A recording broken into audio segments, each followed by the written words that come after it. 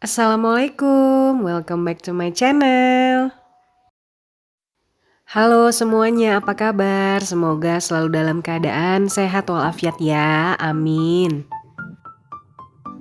Apa kabarnya nih dompet kita? Semoga selalu dalam keadaan sehat walafiat juga ya Mak. Dimana sekarang barang-barang udah mulai pada naik lagi. Cabe udah 5 ribuan udah cuma dapat 3. Terus telur memang sudah turun harganya kalau di saya ya. Tapi ayam kayak gitu masih stabil aja. Stabil dalam arti masih mahal ya. Kita sebagai manusia, setiap individu pasti memiliki macam-macam jenis kebutuhan yang harus dipenuhi ya Mak. Kalau kita berusaha memenuhi semua kebutuhan ya kita pasti akan membutuhkan uang yang sangat banyak. Karena itu skala prioritas ini perlu kita buat untuk menentukan kebutuhan mana yang harus dipenuhi terlebih dahulu. Dengan begitu, mengatur keuangan rumah tangga kita setiap bulannya pasti akan lebih mudah untuk dilakukan. Nah, salah satu cara untuk membuat skala prioritas itu ya dengan melihat jenis kebutuhannya. Ada 3 jenis kebutuhan ya Mak. Ada kebutuhan primer, sekunder, tersier. Nah ini nih pelajaran kita waktu sekolah zaman dulu itu memang berharga banget ya pada saat kita terutama yang sudah berumah tangga. Nah kebutuhan seperti ini dulu ilmunya itu sepertinya kayaknya biasa aja gitu waktu sekolah ya. Ternyata pada saat kita sudah dewasa, kita sudah menghadapi berbagai macam cobaan, nah itu sangat berguna banget. Untuk yang belum tahu bagaimana skala prioritasnya itu seperti apa, yuk simak terus videonya sampai tuntas ya.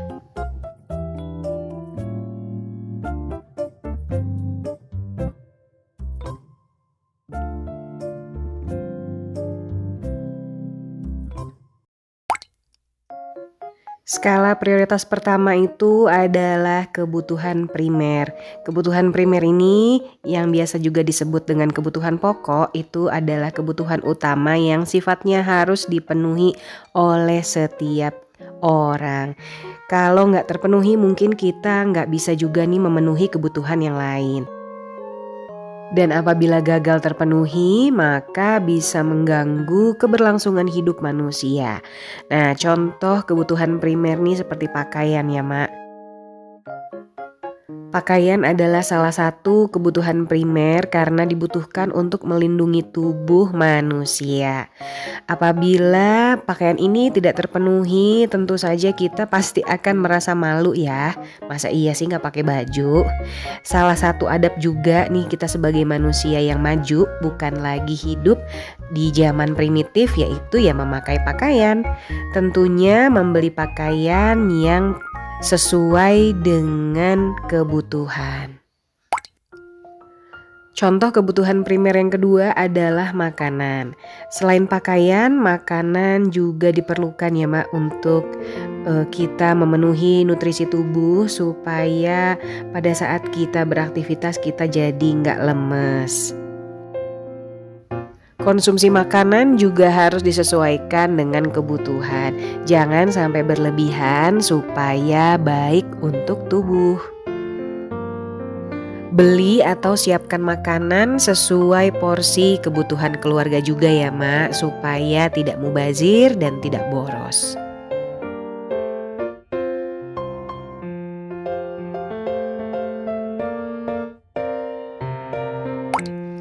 Contoh kebutuhan primer yang berikutnya adalah rumah. Bagi manusia, buat kita, rumah adalah tempat tinggal yang melindungi dari panas dan hujan. Rumah juga merupakan tempat kita untuk beristirahat dan merasa aman. Rumah yang sesuai dengan kebutuhan tidak perlu besar dan mewah, asalkan sudah memenuhi syarat tersebut. Rumah pasti akan nyaman. Rumah sendiri atau bukan, dimanapun kita tinggal, yang penting usahakan rumah selalu tetap bersih ya Mak. Zaman sekarang yang semakin maju, pendidikan menjadi kebutuhan primer juga loh. Manusia memerlukan pendidikan dari mulai TK, SD, SMP, SMA, perguruan tinggi. Karena dengan mengenyam pendidikan, kita memiliki kesempatan untuk mendapatkan kehidupan yang lebih baik. Contoh berikutnya dari kebutuhan primer itu adalah pekerjaan. Nah, pekerjaan ini menjadi kebutuhan pokok tentunya untuk usia produktif. Dengan memiliki pekerjaan, kita bisa mendapat uang yang digunakan untuk memenuhi berbagai kebutuhan. Kalau kita tidak memiliki pekerjaan, ya kita nggak bisa memenuhi semua kebutuhan sendiri ya. Dengan terpaksa jadi cuma bisa hidup bergantung kepada orang lain. Skala prioritas kedua itu adalah kebutuhan sekunder. Kebutuhan ini sifatnya bisa ditunda. Setelah kebutuhan primer, kebutuhan sekunder baru bisa dipenuhi. Kebutuhan sekunder berkaitan dengan usaha untuk menambah kebahagiaan hidup kita ya. Meskipun sifatnya tidak wajib, tapi kebutuhan ini bisa dipenuhi demi menunjang kehidupan manusia. Salah satu contoh kebutuhan sekunder itu adalah hiburan. Nah, ini nih yang kebanyakan sering menguras dompet ya, Mak. Kebutuhan ini tapi bisa membuat kita jadi menghilangkan kejenuhan dalam khususnya dalam hal pekerjaan atau rutinitas yang kita lakukan setiap hari. Melakukan kegiatan yang menghibur juga bisa membuat kita lebih rileks dan bahagia. Jalan-jalan, main game, nonton film itu bisa kita lakukan setelah memenuhi kebutuhan pokok. Kebutuhan sekunder yang berikutnya adalah perabot rumah. Nah, kalau rumah itu adalah kebutuhan primer atau kebutuhan pokok, maka perabotnya itu adalah kebutuhan sekunder. Lemari, sofa, meja makan, tempat tidur itu adalah kebutuhan tambahan untuk memenuhi gaya hidup. Kalau kebutuhan ini bisa dipenuhi, maka kita bisa merasa lebih nyaman di rumah. Terlalu banyak memenuhi kebutuhan sekunder yang satu ini ya boleh-boleh aja sih sebenarnya ya. Cuma kok kadang kita kok kayaknya fokusnya sama dunia aja ya, Mak. Karena kalau menghias rumah, menambah ini dan itu nggak akan ada habisnya. Kebutuhan sekunder yang berikutnya ini adalah peralatan elektronik.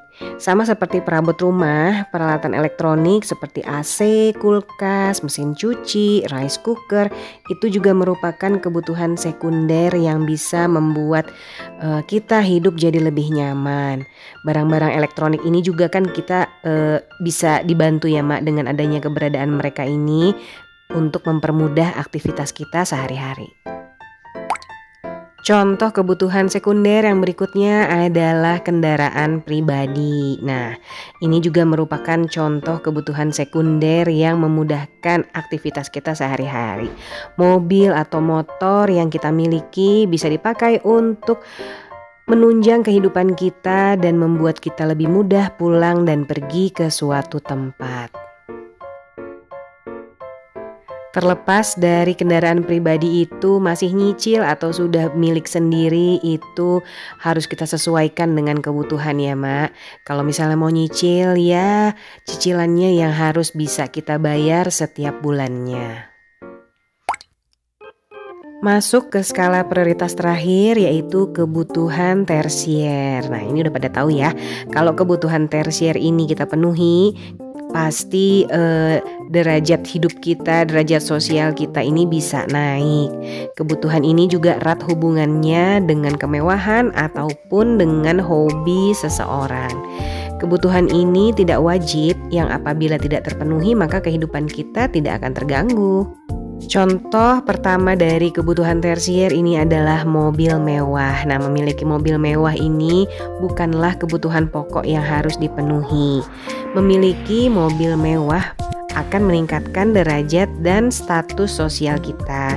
Namun hal ini baiknya dipenuhi saat semua kebutuhan pokok dan kebutuhan sekundernya sudah terpenuhi. Ibaratnya, masa iya sih kita punya mobil tapi rumah nggak punya, masa iya kita harus tidur di mobil, seperti itu ya. Contoh berikutnya dari kebutuhan tersier ini adalah pakaian yang branded.